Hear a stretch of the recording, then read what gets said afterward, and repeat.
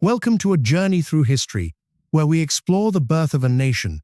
This is the story of Bangladesh, a country born from struggle, sacrifice, and resilience. In this video, we'll uncover how Bangladesh was formed, diving into the key events and people that shaped its destiny.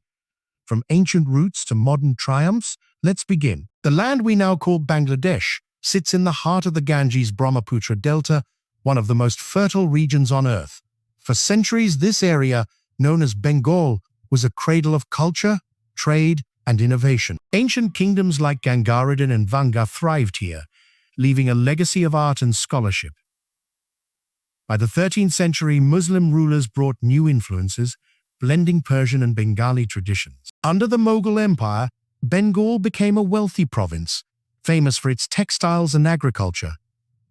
But the arrival of European powers in the 16th century changed everything. The British East India Company gained control after the Battle of Plassey in 1757.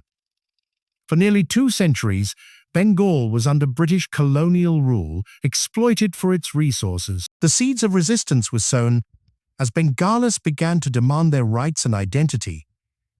The 20th century brought a turning point with the rise of nationalist movements across India. In 1905, the British partitioned Bengal, splitting it into Hindu-majority and Muslim-majority regions.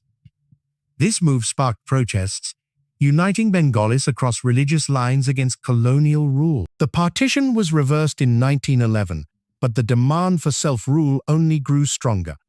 By 1947, British India was on the verge of independence, but it came at a cost. The subcontinent was divided into 2 nations, India and Pakistan.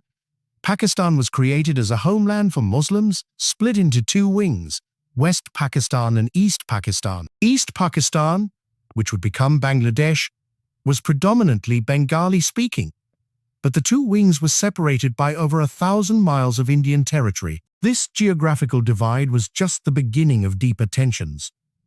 West Pakistan held political and economic power, while East Pakistan felt marginalized. The first major conflict arose over language. In 1948, Pakistan declared Urdu as the sole national language, ignoring the Bengali majority in the East. This sparked the Bengali language movement, a powerful call for cultural recognition. Protests erupted, led by students and activists demanding Bengali be recognized as an official language. On February 21, 1952, police fired on protesters in Dhaka, killing several students. This tragedy, now commemorated as Language Movement Day, galvanized Bengali nationalism. The movement succeeded in 1956 when Bengali was granted official status. But the struggle for equality was far from over. East Pakistan faced economic neglect, receiving only a fraction of Pakistan's resources. Despite producing most of the country's exports, it was treated as a secondary province. Political power was concentrated in West Pakistan, fueling resentment in the east. Tensions reached a boiling point in 1970 after a devastating cyclone hit East Pakistan. The Bola cyclone killed up to 500,000 people, and the central government's response was widely criticized as inadequate.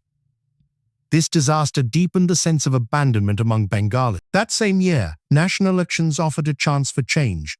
The Awami League, led by Sheikh Mujibur Rahman, won a landslide victory. The party secured 167 of 169 seats in East Pakistan, giving it a majority in the National Assembly. This victory gave the Awami League the right to form the government. This movement began with protests against a job quota system favoring war veterans' families. It grew into a broader demand for reform, reflecting the aspirations of a new generation. Today, Bangladesh stands at a crossroads, balancing its past with its future. Its journey from East Pakistan to a sovereign nation is a testament to its resilience. The sacrifices of 1971, the struggles of the language movement, and the vision of leaders like Mujib live on.